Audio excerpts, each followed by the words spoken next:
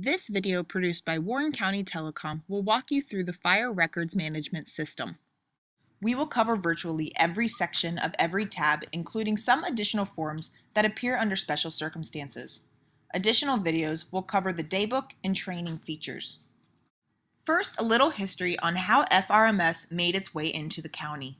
In 2001, Telecom and Emergency Services began the process of upgrading the existing dispatch software. The following year, they purchased 3 software that were able to link together for better information flow and transfer: the current CAD software and a new FRMS and LRMS for fire and law. Once installed, training began to get everyone familiar with the software features. We all know a software is only as good as its knowledge base, so the more people able to run the softwares correctly, the better return on our investment. FRMS is available from the internet through the gateway that most firefighters should be familiar with. Your computer must also have the Citrix ICA client installed on it. This is what allows your computer to access applications like FRMS, Outlook, and EMS Export. The Citrix client is available for download from the FTP site. Telecom is responsible for the protection and integrity of the network for the entire county. Attempts to break this security will lead to prosecution. Let's get into the actual application and learn how to enter fire and EMS data. Once on the gateway, enter your username as usual. Your passcode is your unique 4 to 6 digit code plus the 6 numbers that appear on your RSA keychain token. Hit enter to log in. A screen similar to this will open. Your icons will vary. Double-click on the FRMS folder, then select Fire RMS. The next screen will be the FRMS login. Enter your username and password established by your agency administrator. Once FRMS opens, you should be taken to the incident log. This lists all your runs created in CAD that have been pushed into FRMS. You can apply filters to narrow down your results if you are searching for a particular incident. Moving across the columns from left to right, you can see the run number, exposures, alarm date and time, NFIRS run type, whether it was a mutual aid run, the location, and if the report has been completed, reviewed, or released. Walking through the icon buttons from left to right, you have a blank sheet of paper which lets you create a new report. The Open Manila folder lets you open whatever entry is highlighted in blue below. The X will delete whatever report is highlighted in blue. The binoculars will search for a report, pulling up search criteria. The 2 boxes with the red arrow will refresh your list. Since CAD auto-populates FRMS, hitting this button will refresh your log with any new data. The printer will print the displayed page. The yellow question mark will open a help dialog box. The open door will close this form or program, which leads us to an important note. Do not use the X in the upper right corner. Always use the open door icon. Moving to the bottom of the screen, click the 1 icon will only display runs from the current day. The 7 icon will return runs from the previous 7 days. The 31 will display the previous 31 days, and the check mark allows you to select a specific day, month, or range. Now let's complete a report from the incident list. Move your cursor to a report number and double-click it. While it doesn't match up for this demonstration, that report number you selected will appear in the top right corner of your next screen as the incident number. This form probably looks overwhelming, but let's break it down into tabs and pieces. We will refer to the top row of tabs as primary tabs. There are 4 default tabs: Basic, Resources, Narrative, and Authorization. They each carry their own secondary tabs that relate to their topic. So let's just start with the primary tab, Basic, and work through FRMS. Under the Basic tab, you have 6 default secondary tabs. I say default because you may get more tabs if certain fields and boxes are checked below. The default secondary tabs are Response, Location, Persons Involved, Highway, Supplemental, and Attachments. Staying in this Response tab, you see there are different colored fields. White simply means an activated field.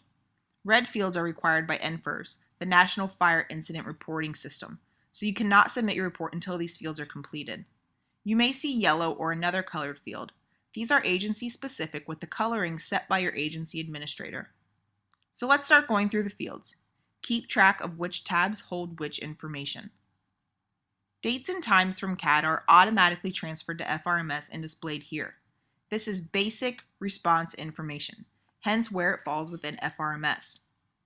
Within the incident, the options within the type drop-down box are taken directly from NFIRS, so that terminology does not get mixed up as this report is pushed up through the state in later channels.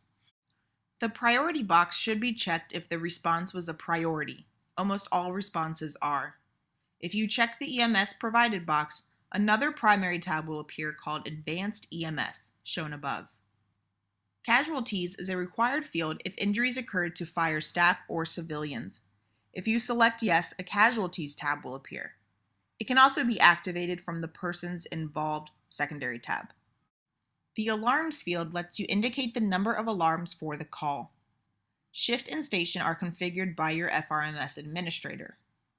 Moving down to the Actions Taken section, these also correspond with NFIRS codes and you can have up to 3. If hazardous materials were released during this incident, note that here. Another primary tab, Hazmat, will appear if applicable. Moving to the right side of this tab to the Mutual Aid section, first note that departments are added by your FRMS administrator, so the only mutual aid companies that will appear are ones personally added by your department. To add a mutual aid company, select the appropriate type from the drop-down list in red here. Then press the Add button, currently grayed out here but will be activated in reality. A dialog box appears with the various agencies. Select the correct department. If no mutual aid was used, ignore the above steps and simply click the None box. The incident number box corresponds with the incident number of the mutual aid company, as it will be different from yours. Enter that if known. Jumping down to the bottom of the form in the Detector section, select whether the detector functioned or not. The initial dispatch code should be filled in with whatever came over from CAD along with the response time. This can be configured to turn red after a certain duration by your administrator. Once completed, you will move on to the next secondary tab, Location, still staying under the primary tab, Basic. Starting with the Location box, notice it only says Not Validated because it hasn't yet been validated in CAD. Once this happens, the box will simply read Location. Most address information will auto-populate from CAD, however, you may need to add information. Check directions, as all state route and US route information does not auto-populate. Moving over to the street or highway line, clicking the magnifying glass will bring up the Street Finder dialog box. Streets and block ranges must be entered by your admin before they will appear in this list. To find a street, you can either type the entire name or the first series of letters to bring up a list of potential matches. Select the magnifying glass next to City to bring up this finder. Note that cities added directly into the line shown here do not get added to the database. That's done on the back end of the software. Selecting a city from the agency-created database will auto-populate the state, zip, fire district, and other listed information associated to it. If the location is an occupancy, for example Mason Christian Village, press the Occupancy button to reveal the Occupancy Finder. It will reveal close matches available for the picking. Remember, only locations that have been added by your administrator will appear in this list. The next boxes, Property Use and Mixed Use, correspond with the NFIRS codes. If the property was listed in the occupancies, this may already be filled in. The final boxes on this tab include Estimated Dollar Loss and Estimated Pre-Incident Value.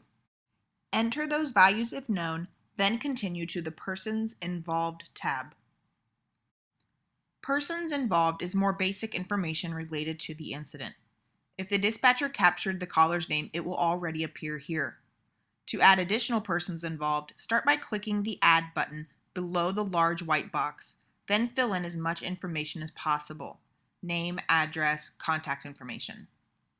Moving on to a couple more tabs within the Basic section, we don't currently use the Supplemental or Attachments tabs, so for now you can ignore these. Let's move on to the primary tab, Resources. The first underneath resource is Apparatus, which displays the pieces of equipment sent by CAD to the incident. if they have been entered into your agency-created FRMS database. When a unit is highlighted within the large white box, its information appears in the associated date and time boxes. Additional information such as from quarters and canceled en route should be checked here. So with M52 ALS unit highlighted, let's click on the next secondary tab, Personnel. You can see that M52 ALS unit is already in the apparatus box, ready for you to record the personnel attached to it. To select personnel, first press the Add button, which will open the floating Personnel Explorer box. Depending how your FRMS administrator has organized the list of personnel, your department may be broken down by sections or stations. Pressing the plus sign box will expand the header and reveal personnel that fall into that category. Next, select the person's name, then click the double caret button pointing toward the selected personnel box. Their name will now appear in the box. An easier method may be the quick select field shown here in aqua. Depending on your agency, you may enter the employee's ID number or first few letters of their name. This will quickly add the person.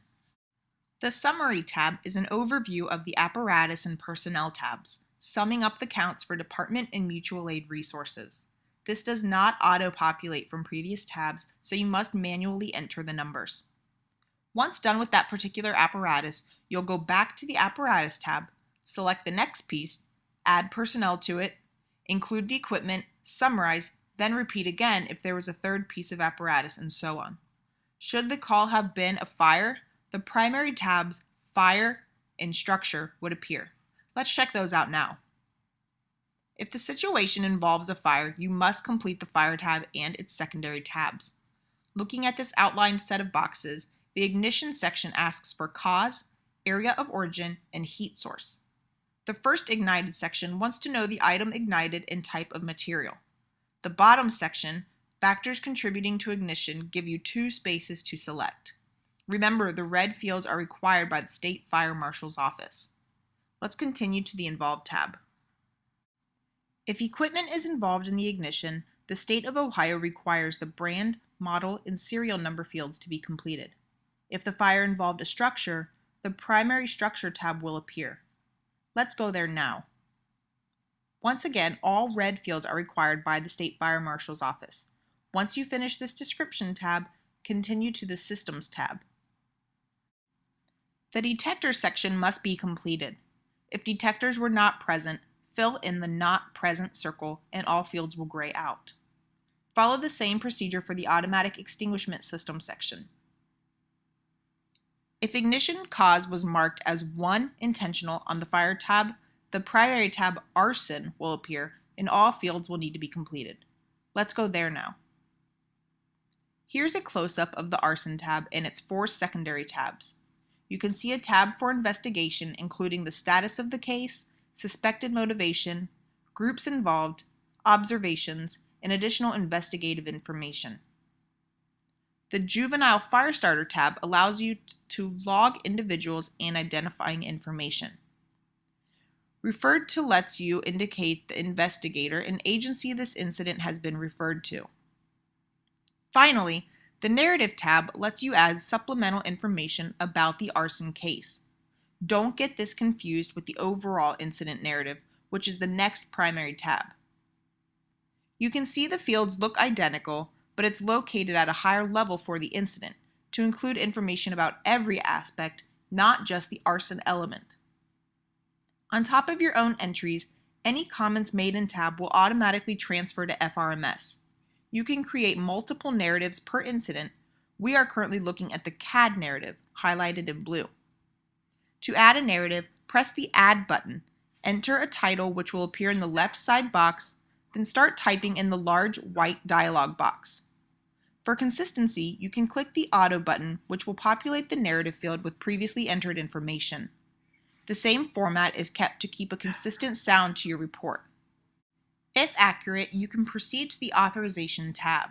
However, if you need to edit something, simply treat it like a Word document, placing your cursor where you want to make a change, typing in your correction, and using spell check if you want, which will offer suggestions for suspicious spellings. Once the narrative is complete, click the Save icon in the top left corner before proceeding. If you edit the narrative, do not press the Auto button again, as it will erase all your custom changes. Now let's move on to the final primary tab, Authorization. Once all run information is completed, this tab must be completed. If you are the member making a report, you may press the Set to Current User button to autofill your information. Each department does this differently, so consult with your agency administrator. If you come into this report and one of your coworkers is already listed as member making report, you have some options. You can select the magnifying glass for a listing of personnel or enter their employee ID number in the number field. Complete the remaining fields and check the Complete box, which will be active in your circumstance. This removes the report from the Incident Logs Today view, which normally shows incomplete reports from days past. This step must be completed before the report can be sent to state. In addition, if a copy of this FRMS report is released for public use, check the Release to Public box. Next down is Officer in Charge. The same options apply as the previous section.